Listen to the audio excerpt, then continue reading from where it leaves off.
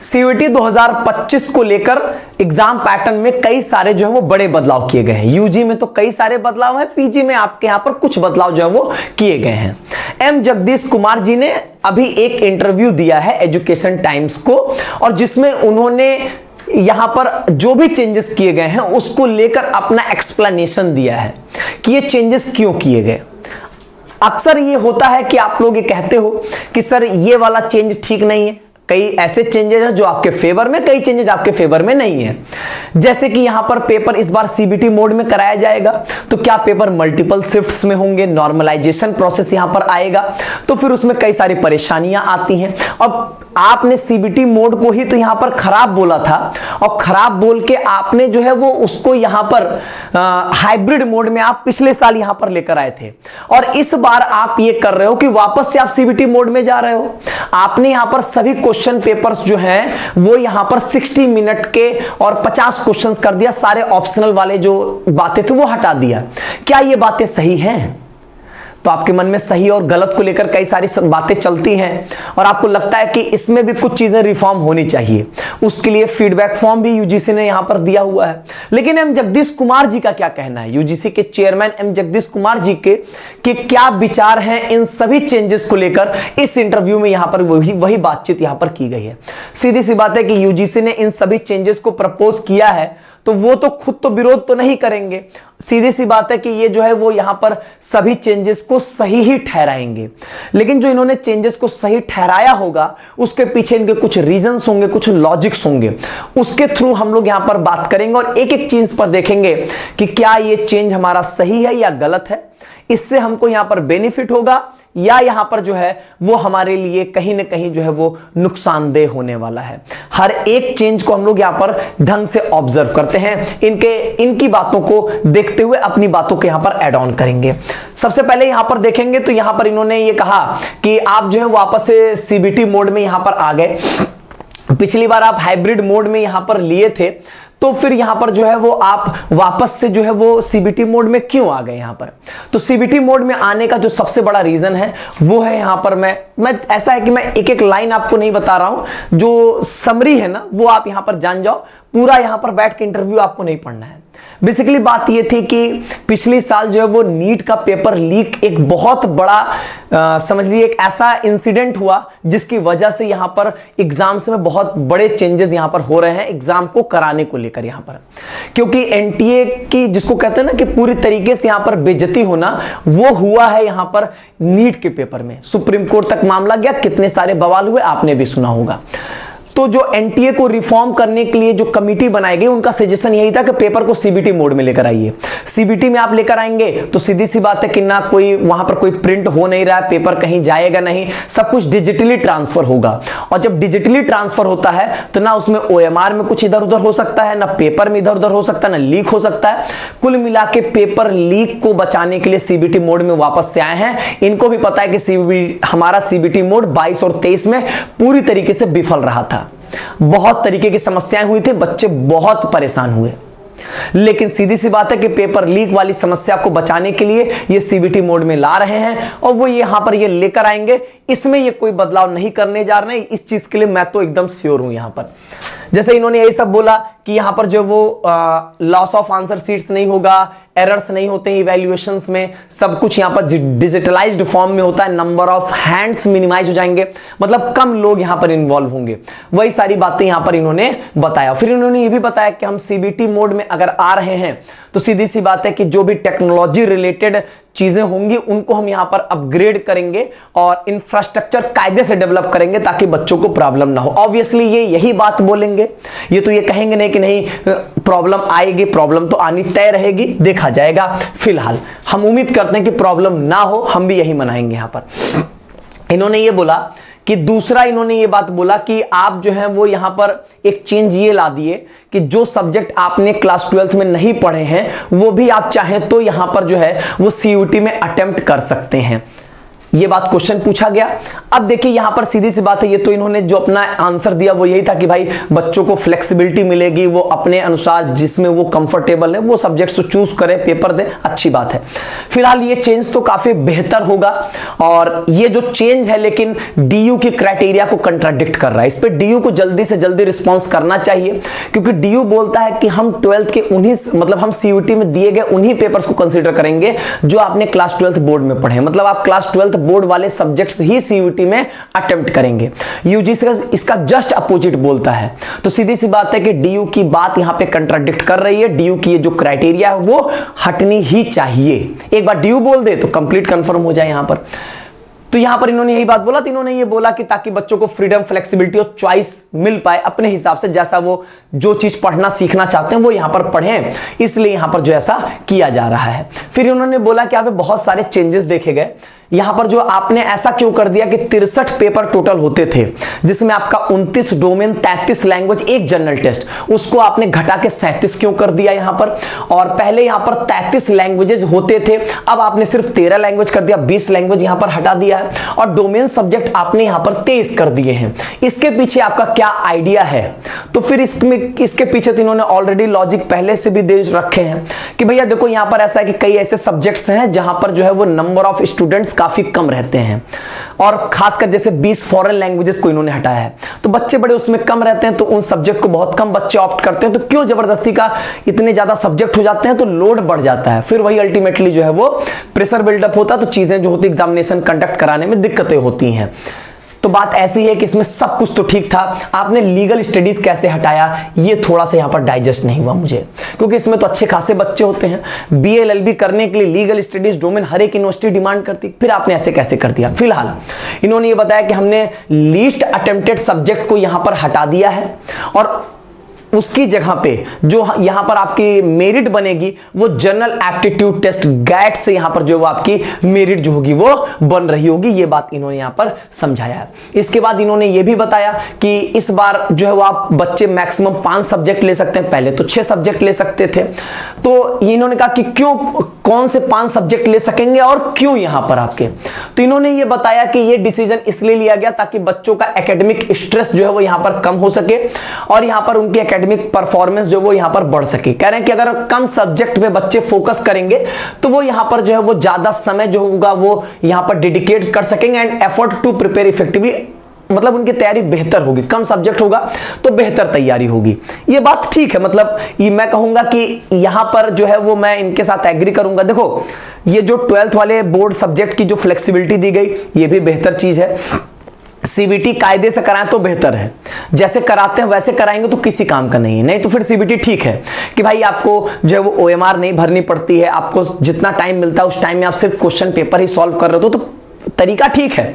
लेकिन CBT mode कराया सही तरीके से नहीं जाता है, या कराया तो एक ही शिफ्ट में कराया जाए। मल्टीपल शिफ्ट में कराना वो कहीं ना कहीं मल्टीपल पेपर्स होते हैं, नॉर्मलाइजेशन प्रोसेस ट्रांसपेरेंट नहीं है, ढंग से क्लियर नहीं, तो चीजें खराब हो जाती हैं। नहीं तो वैसे तो ठीक रहता है सीबीटी मोड की अगर हम बातचीत करें तो। अब जैसे अगर इन्होंने 6 से 5 सब्जेक्ट किया, इसके लिए भी मैं फेवर में हूं, कोई दिक्कत नहीं, ये भी ठीक है। ये जो इन्होंने सब्जेक्ट्स हटा दिए ये भी अच्छा किया गया, सिवाय लीगल स्टडीज के लिए मैं फेवर में नहीं हूं यहां पर, क्योंकि बहुत बच्चे थे, हमारे पास ही बहुत बच्चे हैं, तो फिर मैं कैसे कह दूंगा कि आप बच्चे इतने कम थे यहां पर।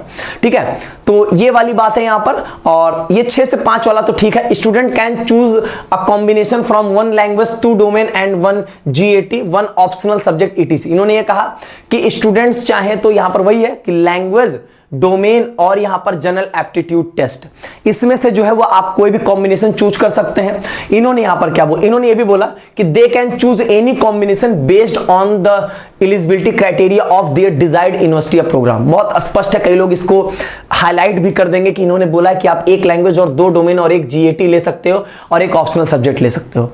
इन्होंने बहुत स्पष्ट ये भी बोला है कि आप जो चाहो वो सब्जेक्ट कॉम्बिनेशन ले सकते हो, वो डिपेंड करता है कि आप जिस यूनिवर्सिटी को टारगेट करोगे उस यूनिवर्सिटी में वहां पर मेरिट बनाने की क्या क्राइटेरिया होगी।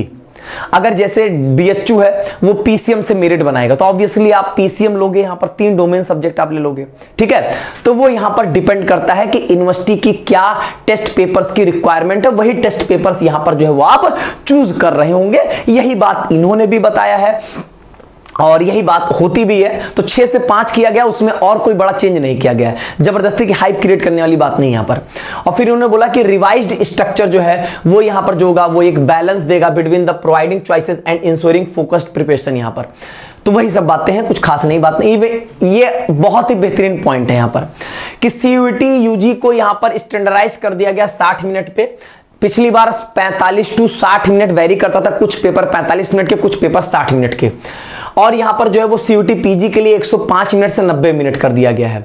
Given that no two subjects are alike and their questions different, why was this necessary?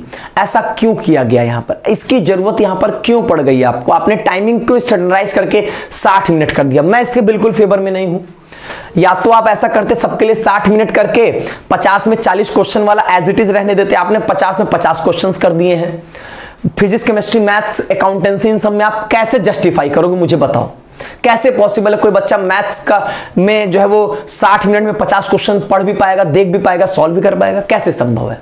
कम से कम 50 क्वेश्चंस करने के लिए 80-90 मिनट तो देने ही चाहिए। देखते हैं, इन्होंने बोला कि ये जो यहां पर 60 मिनट का किया गया वो इसलिए यहां पर कि डेटा एनालिसिस के बेसिस पे, स्टूडेंट्स के फीडबैक पे और कंसल्टेशन किया गया एक्सपर्ट कमिटीज के द्वारा। भगवान जाने कौन सी एक्सपर्ट कमिटी थी इनकी जिन्होंने इनको ये सजेस्ट किया कि 60 मिनट में 50 question maths, history, Hindi, English सबके लिए कर दो। कैसे ये बात जस्टिफाइड है? मुझे नहीं समझ में आ रहा। While it is true that the different subjects may have varying level of complexity, the standardized duration allows for the better exam management across the multiple subjects। खुद ही बोल भी रहे हैं कि हर एक सब्जेक्ट में कॉम्प्लेक्सिटी अलग अलग है, और खुद ही कह रहे हैं यहां पर, आगे बोल दिए कि एग्जाम मैनेजमेंट करने में हमारे लिए इजी होगा। अल्टीमेटली आप ये बोलो ना कि आपके लिए हेक्टिक हो रहा था 45-60 करना, आपके लिए इजी हो गया क्या? सारे पेपर 1 घंटे के। तो आप ये बोलो कि एग्जाम मैनेजमेंट पे टोटल फोकस है, आप बच्चे का नहीं ध्यान दियो। आगे देखिए यहां पर इन्होंने बोला कि it ensures fairness in the time allocated for each. Earlier the timing was 45 minutes for the some subject, 60 minutes for the others, but now all papers will have the same duration. It is important to highlight that these two CUT, UG and PG frameworks are still in the draft stage. We actively seek the feedback from the students, parents and teachers on the proposed framework to ensure its aligns with the needs and expectations of all stakeholders। कहने का मतलब एक बहुत बड़ी बात है। कह रहे हैं ये कि जो अभी ये जो हम चेंजेस कर रहे हैं वो एक ड्राफ्ट है, हमने इसको फाइनल नहीं किया है। हम ये चेंज कर भी सकते हैं अगर आपके फीडबैक्स आते हैं। तो मैं आप सभी से कहूंगा कि आप लोग फीडबैक फॉर्म जो इनका दिया गया है, जिसका डिस्क्रिप्शन बॉक्स में लिंक मिल जाएगा, वो फीडबैक फॉर्म में आप जरूर ये बात उनको मेंशन करवाइए कि भैया ये 60 मिनट जो है वो खासकर हिंदी इंग्लिश वाले नहीं अप्रोच करेंगे, हिस्ट्री ज्योग्राफी पॉलिटी वाले अप्रोच नहीं करेंगे, लेकिन फिजिक्स, केमिस्ट्री, मैथ, अकाउंटेंसी या आपका कोई सब्जेक्ट है जिसमें आपको लगता है कि ये समय कम है, आप जरूर इस चीज का अप्रोच कर सकते हैं। वो बात वहां पर मेंशन कर सकते हैं। अगर ज्यादा इसकी डिमांड होगी तो नो डाउट यहां पर चीजें जो है वो आपके फेवर में हो भी सकती हैं। यहां पर कह रहा है कि students will also have a compulsory answer all the questions as the concept of the optional question has been eliminated. मतलब यहां पर जो है वो ऑप्शन जो क्रिएट किया गया था पहले कि 50 में 40 करना है, जीटी में 60 में 50 करना है, इस बात को खत्म कर दिया गया है। फिर यहां पे कह रहे हैं क्या ये एकेडमिक प्रेशर यहां पर नहीं पड़ेगा? अब उसको पूरा सिलेबस कंप्लीट करना पड़ेगा और यहां पर साथ ही साथ अपने बोर्ड एग्जाम की तैयारी भी करनी है। इनका क्वेश्चन था कि अब तो उसके ऊपर ज्यादा प्रेशर होगा, उसको सारा सिलेबस कवर करना और यहां पर जो है वो साथ साथ में बोर्ड एग्जाम की भी प्रैक्टिस करनी। ये क्या कह रहे हैं कि सीयूटी एग्जाम जो शेड्यूल किया जाएगा वो बोर्ड एग्जाम के बाद किया जाएगा, ताकि बच्चों को अच्छा खासा समय मिलेगा रिवीजन पर्पस के लिए सीयूटी यूजी में। इसका मतलब एग्जाम डेट क्लियर कर दी गई है, मई में ही होने वाला है पेपर, कोई डेट पहले नहीं होगी, डेट वही रहने वाली यहां पर। फिर उन्होंने कहा ये इस बेस और जो ये डिजाइन किया गया है वो यहां पर existing board syllabus eliminating the need for this separate and extensive study. इन्होंने कहा कि बोर्ड के सिलेबस पर ही हमने यहां पर जो है वो डिजाइन किया है इसका सिलेबस। कहने का मतलब क्या आपने नई एनसीईआरटी फॉलो किया है? पुरानी एनसीईआरटी के जो मतलब जो कटी पिटी एनसीईआरटी है उसको आप लेकर आ रहे हो सिलेबस में? ऐसा आप स्पष्ट कर देते तो बेहतर होता। ऐसा फिलहाल इन्होंने यहां पर स्पष्ट नहीं किया है। हमेशा यही कहते हैं कि बोर्ड का सिलेबस है, एनसीईआरटी का सिलेबस है, लेकिन वो ओल्ड एनसीईआरटी होती है। ओल्ड एनसीईआरटी और न्यू एनसीईआरटी में डिफरेंस है। Students can primarily focus on the revising their board exam syllabus. ये कह रहे हैं सिर्फ आप अभी अपने बोर्ड एग्जाम पे फोकस करिए। जो कि यहां पर सीयूटी यूजी के लिए ऑटोमेटिक आप उसके लिए भी प्रिपेयर हो रहे हो। फिर उन्होंने कहा ऑप्शनल क्वेश्चंस हमने यहां पर हटा दिया ताकि यहां पर जो है वो आपका हम असेसमेंट कर सके कि आपके पूरे सिलेबस को लेकर क्या अंडरस्टैंडिंग है। और making all questions compulsory provide a level playing field for the all candidates their overall proficiency is tested, मतलब आपकी पूरी हम टेस्टिंग कायदे से कर लेंगे। Compulsory answer format offers a more comprehensive and uniform assessment of their knowledge and abilities, मतलब इनका कहना है कि हम कायदे से आपको यहां पर एग्जामिन जो है वो कर सकेंगे अगर आप लोग के हम यहां पर सभी क्वेश्चंस को कंपलसरी कर देते हैं। तो क्या महत्वपूर्ण बातें इस पूरी बातचीत से निकल कर आती है वो ध्यान से सुनिए। पहली चीज जो चेंजेस हैं वो यहां पर ड्राफ्ट स्टेज में है, वो फाइनल नहीं है। आप चाहोगे तो आप फीडबैक दोगे, क्या पता ज्यादा संख्या में अगर वो फीडबैक रहा तो यहां पर जो है वो निश्चित तौर पे चेंजेस यहां पर हो भी सकते हैं, बाकी कुछ क्लियर नहीं कह सकते हैं। चेंजेस की बातचीत करें तो हो सकता है टाइमिंग में चेंजेस की पॉसिबिलिटीज भले बने, लेकिन ये नहीं होगा कि सीबीटी मोड में पेपर ना हो, ऐसी इसकी संभावनाएं तो एकदम नहीं है। सीबीटी मोड में जरूर लेकर आने वाले हैं। इन्होंने जो सब्जेक्ट्स हटाए हैं वो हटे ही रहने वाले हैं। शायद उसमें से यही लीगल स्टडीज भले हो ऐड होने के चांसेस बन सकते हैं, अगर बहुत ज्यादा बच्चे लीगल स्टडीज के लिए डिमांड कर दिए तो वो भी क्या करेंगे नहीं पता है, लेकिन ऐसा लग रहा है कि जैसा इनकी स्टेटमेंट थी कि अभी भी हम यहां पर नजर बनाए हुए हैं जो बच्चों की फीडबैक आ रहे हैं। तो अब ये डिपेंड भी करता है ना कि आप में से कितनी स्ट्रेंथ इस चीज को सपोर्ट करती है, ठीक है। बाकी यहां पर इन्होंने जो किया है, मुझे नहीं लगता कि 50 में 50 क्वेश्चन जो कंपल्सन किया ये चेंज करेंगे। जो टाइमिंग है यहां पर, क्योंकि पहले भी तो टाइम वेरी कर रहा था, अब ये वापस से चेंज करके टाइम वेरी करे इसकी संभावनाएं कम है, क्योंकि इनका सीधी सी बात है ये एग्जाम मैनेजमेंट को लेकर फोकस्ड है कि 1 घंटे का सारा एग्जाम होगा तो हमारे लिए एग्जाम लेना आसान हो जाएगा। ऐसे अलग अलग टाइमिंग पे बच्चे छूटते तो उस हिसाब से क्लास की मैनेजमेंट बहुत सारी प्रॉब्लम्स क्रिएट होने लगती है। ये बात सच भी है, प्रॉब्लम तो होती है, लेकिन यहां पर आप प्रॉब्लम का मतलब ये तो नहीं कि आप फिर या तो नंबर ऑफ क्वेश्चंस कम कर देते, आप टाइम सेम रखते, नंबर ऑफ क्वेश्चंस कम कर देते, ये आपके पास एक ऑप्शन था, लेकिन आपने ये नहीं अपनाया। नंबर ऑफ क्वेश्चन भी सेम किया, टाइम भी सेम किया। ये चीजें थोड़ी सी जो है वो डाइजेस्टेबल नहीं यहां पर दिखाई दे रही हैं, ठीक है। बाकी यहां पर जो है वो 12th बोर्ड वाली क्राइटेरिया तो आपके फेवर में है, उसमें कोई दिक्कत नहीं है। 6 से 5 सब्जेक्ट हो गया, ये भी फेवर वाली बात है, इसमें भी कोई नुकसान यहां पर नहीं होता हुआ दिखाई दे रहा है। तो ये सारी बातें हैं।